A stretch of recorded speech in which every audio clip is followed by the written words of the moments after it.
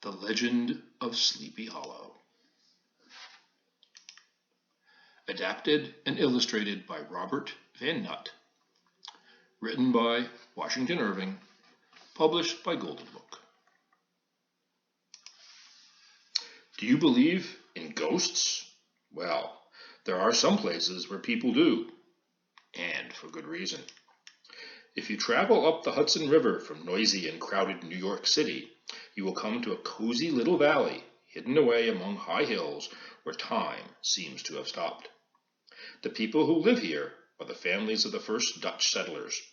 They like their old ways and see no reason to change or leave their quiet farmland to travel to big cities of the outside world.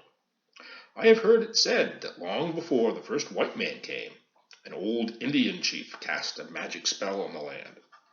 Whether it is true or not, there certainly is an enchanted feeling that hangs over this region, and it's easy to believe that some very strange things can happen here.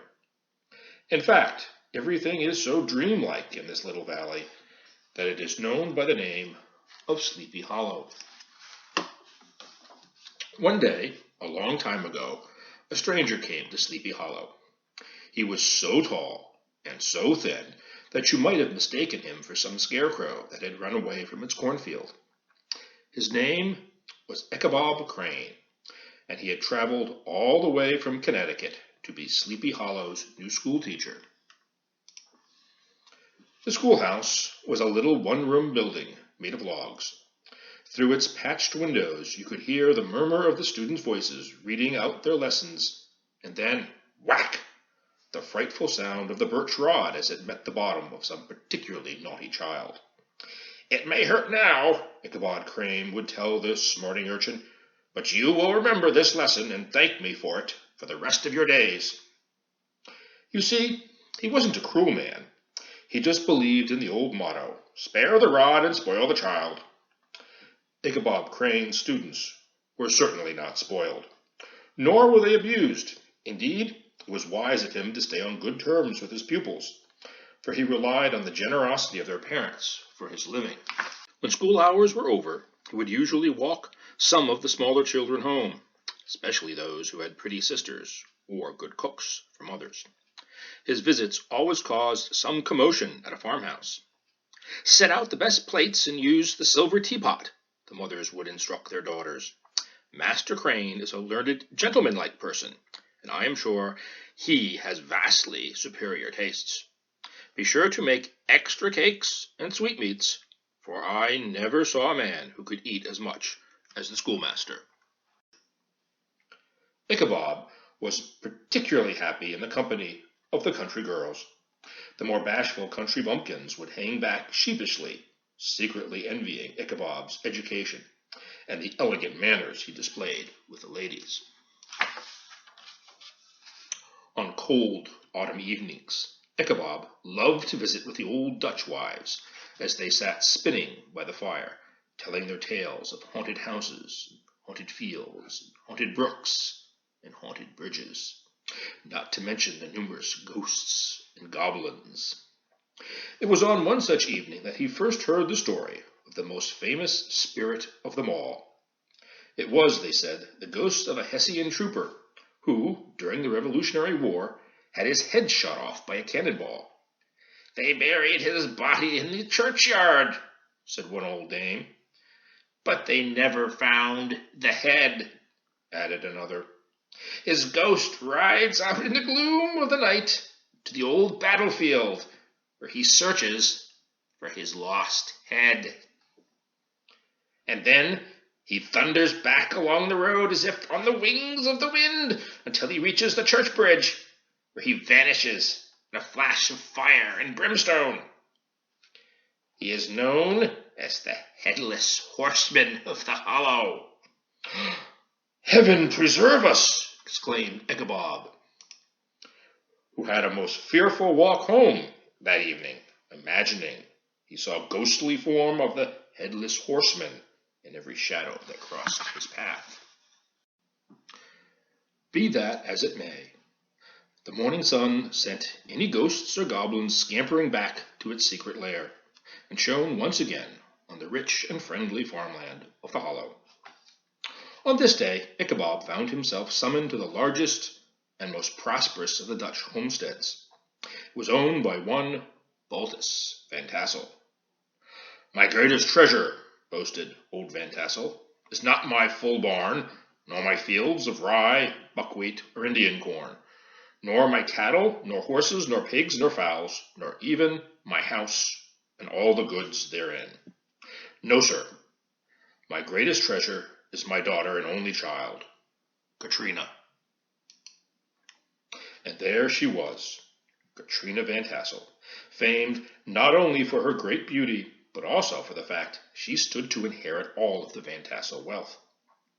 "Master Crane, father and I would have you give me lessons in the art of singing," Katrina informed the delighted Ichabod. He gazed around him in awestruck wonder. His mouth watered as his ever-hungry mind pictured all the bounty of the farm, cooked and ready for the dinner table. And then there was Katrina, rosy-cheeked as one of her father's peaches, the crowning jewel of this sumptuous setting. "My peace of mind is at end," thought Ichabod. "I must somehow, by hook or by crook, win the hand of Katrina Van Tassel." Now Ichabod Crane wasn't the only bachelor with his eye on Katrina. Oh no, there was also Brom Bones. He was the local hero, famed for his great skill in horsemanship and feats of strength and daring. When any madcap prank took place, the neighbors always smiled, shook their heads, and said, "Brom Bones must be at the bottom of it." This hero had singled out Katrina as the object of his gallantries, and, though he had courted her for some time, Brom had never actually asked her for her hand in marriage. It was whispered that Katrina would gladly have accepted Brom's offer. Well, that was the situation Ichabod had to contend with. Considering all things, a stronger man would have shrunk from the competition. A wiser man would have despaired. Ichabod made his advances in a quiet and subtle way.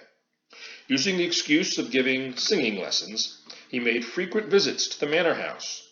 And so, while the busy Dame Van Tassel worked at her spinning wheel, and the honest Balt sat smoking his evening pipe, Ichabod would pay court to Katrina. "The devil may take that schoolmaster," fumed Brom Bones. "Every time I visit the Van Tassels, Ichabod Crane is there, singing with Katrina. I'll double that schoolmaster up and stick him on a shelf in his own schoolhouse." Ichabod was too conscious of the superior might of Bones to give him any such opportunity. As a result, Ichabod became the object of practical jokes played by Brom and his gang of Sleepy Hollow boys. Things went on this way for some time, without Brom being able to discourage the elusive Ichabod. One fine autumn afternoon, as Ichabod sat watching over his schoolroom, a messenger came clattering up to the door.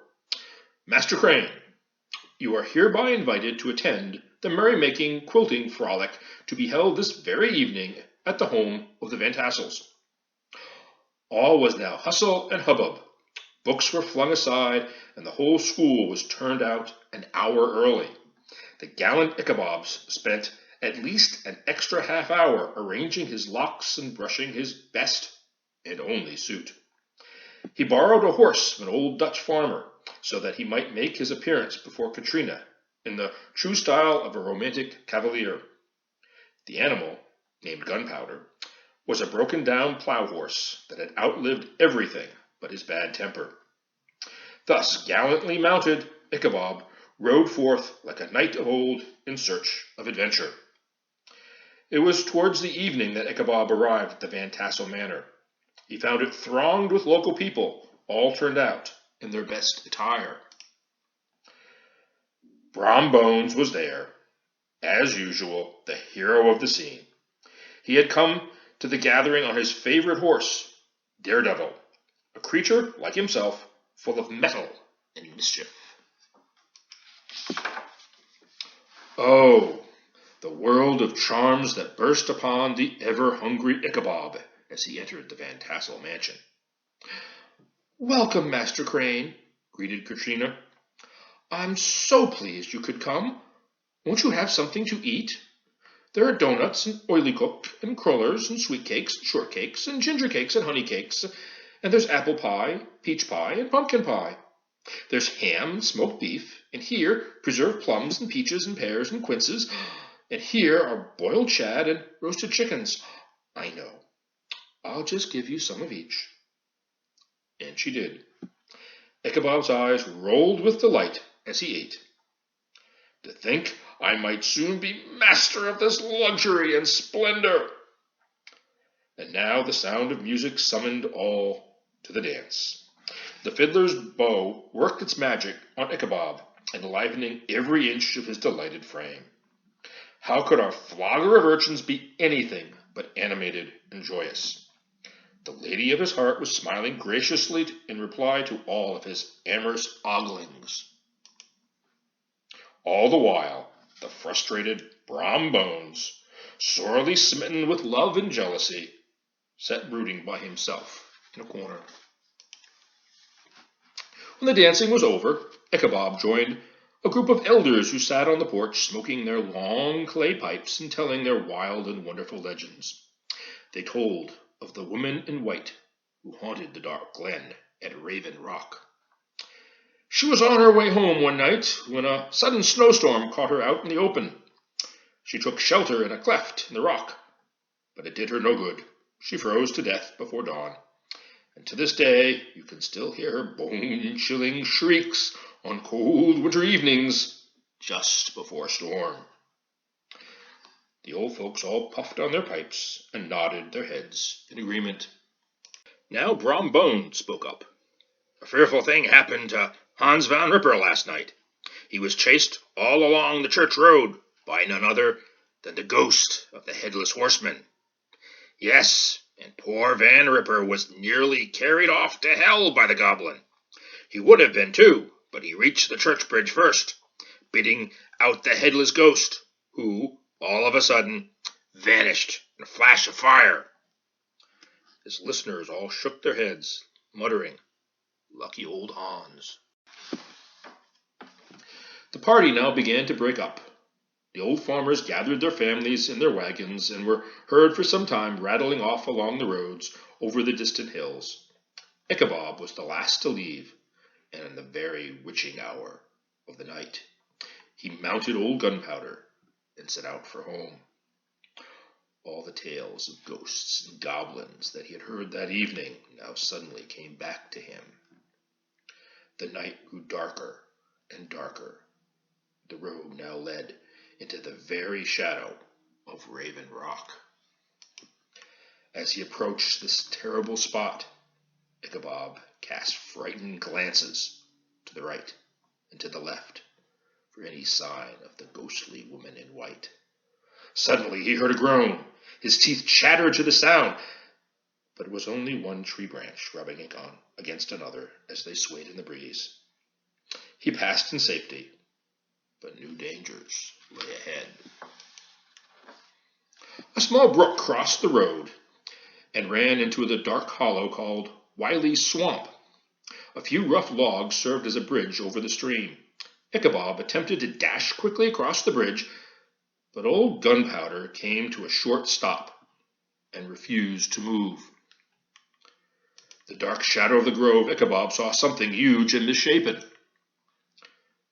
His heart began to thump as he demanded, Who are you?" There was no reply. Once again he called out, Who are you? Speak!" Ichabod's hair stood on end as the silence continued. The schoolmaster used both whip and heel on old Gunpowder, who finally started forward, but the shadowy figure was also in motion. Ichabod urged Gunpowder to a faster pace, but the stranger quickened his horse to equal it. As they came to the top of a hill, a dark figure could be seen clearly against the sky. The stranger was headless. Not only that, he carried his severed head in front of him on his saddle. Ichabod's terror rose to desperation. He showered kicks and blows on the terrified Gunpowder, who leapt into action. But the spectre started full jump with him, as they dashed away, stones flying, sparks flashing at every bound. Over the road, plunging down into the hollow, they raced, over logs, under branches, galloping side by side. "Faster, faster!" Ichabod urged. Gunpowder bolted ahead. Suddenly his saddle slipped from beneath him. It fell to the earth, trampled under by the thundering hoofs of the demon horse. Ichabod clung desperately to the neck of old Gunpowder as he raced for his life. An opening in the trees ahead revealed the church bridge. "If I can reach the bridge, I'm safe." Another kick in the ribs, and old Gunpowder sprang onto the bridge. He thundered over the planks. He reached the opposite side. Ichabod cast a look behind, hoping to see the ghostly horseman vanish in a flash of fire and brimstone. Instead, he saw the goblin rising in his stirrups, in the very act of hurling his head at him. Ichabod tried to dodge, but it was too late. It hit him with a tremendous crash. The next morning, old Gunpowder was found without his saddle, happily chomping the grass at his master's gate. Ichabod did not make his appearance at breakfast.